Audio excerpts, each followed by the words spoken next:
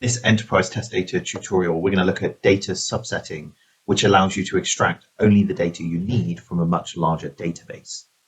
Data subsetting means you can extract and mask only relevant data subsets. It's basically a method for targeted data extraction, so you can apply rules to isolate necessary data efficiently. The reason you might choose to do data subsetting is to improve performance, and so you can focus on specific data subsets.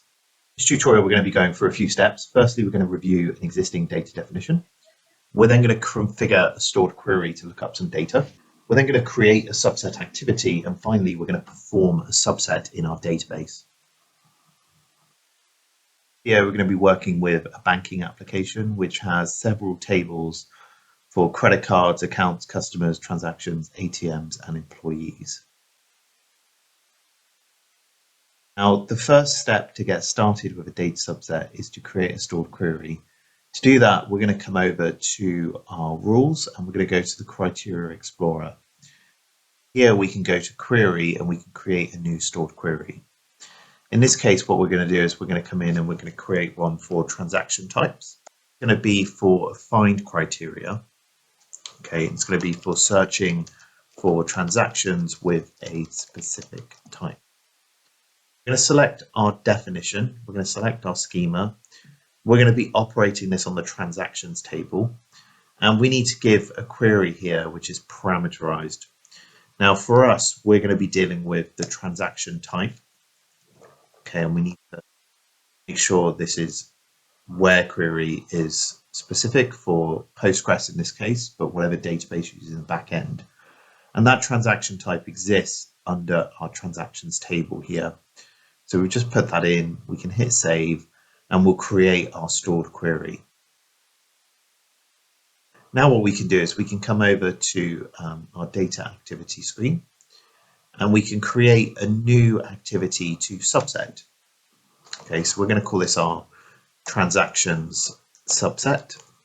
Next, we're going to store this under our data activities, and we'll click finish, and we'll go to the activity.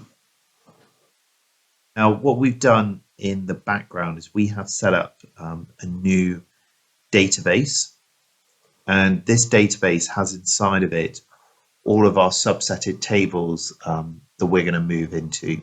So we've just basically replicated the schema with the same tables without any data in. Now, to set up the activity, we need to add a definition. So we'll do that here. We then need to attach a default database connection, which is going to be our Curiosity Bank. Now, in this activity, we need to come over to the configuration screen, which is very important. Once we're in here, we can give some details. So we're going to give the target database name, which is Curiosity Bank. We're going to give the source database name, and obviously these can be different. This is the database you're subsetting from. This is the database you're subsetting to. We can give our substitution variable, and this is basically what we're going to query with from our stored query. So if you remember, in our stored query, we gave a parameter of transaction type. That's basically what we need to be populating into here. Our transaction type is going to be direct debit, and we know we have data which is of direct debit in our transactions table.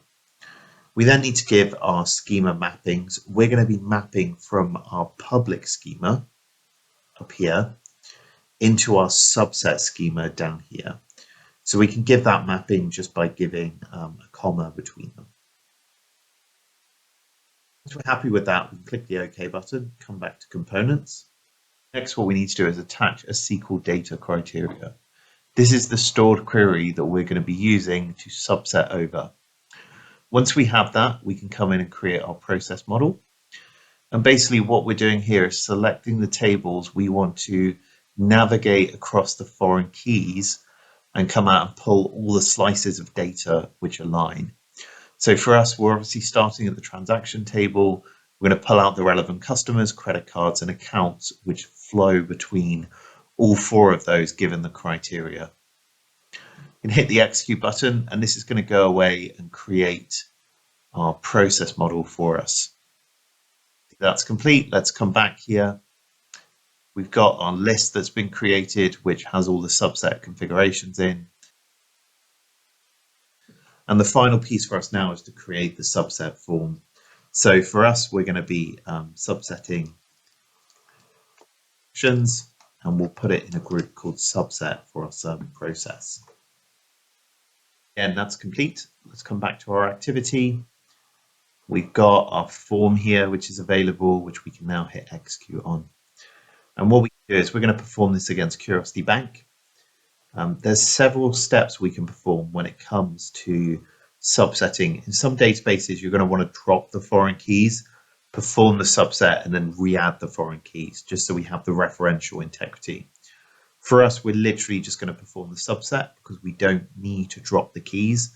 But in your case, this may be different. So think about how that needs to be applied.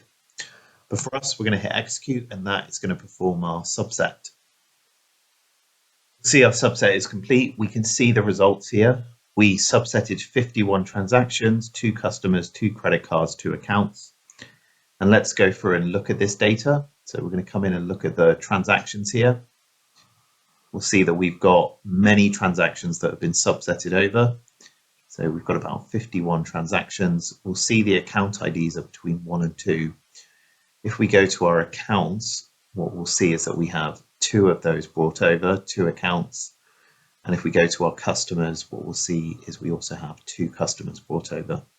So this has linked up the entire chain given the transactions we've subsetted across. This is a nice way to be able to subset your data and bring over certain criteria with all the referential integrity intact. Thank you for watching this video. If you would like to learn more, visit curiositysoftware.ie.